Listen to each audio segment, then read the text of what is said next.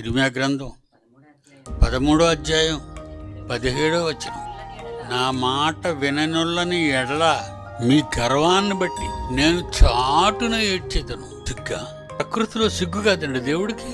ప్రకృతిని చేసి మానవుని ప్రకృతిలో ఉంచి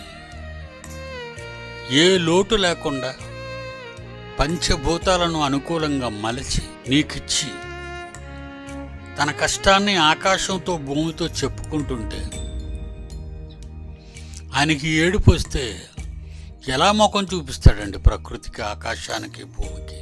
కన్న తండ్రికి మన మీద అంత అపారమైన ప్రేమ. అసలు ఆయన ప్రేమను తెలుసుకోకుండా ఉన్నారు. బాధపడ్డా నీ తండ్రి నీ తల్లి నిన్ను చూసి కన్నీరు కారుస్తుంటే నీకు కళ్ళంట నీళ్లు కూడా తిరగటం లేదంటే నువ్వేం ప్రేమిస్తున్నావు? వాళ్ళని ప్రేమించకపోతే బాధపడిన కన్న తండ్రి తనను కూడా ప్రేమించడం మానేసి మీ ఇష్టం వచ్చినట్టుగా గర్వంగా తిరుగుతూ ఉన్నారు అంటే, చాటునకు వెళ్ళి అయ్యో నా పిల్లలారా అని ఏడుస్తున్నాడు అంటే ఎంత భయానకమైన వాతావరణం మీరు ఆలోచించండి.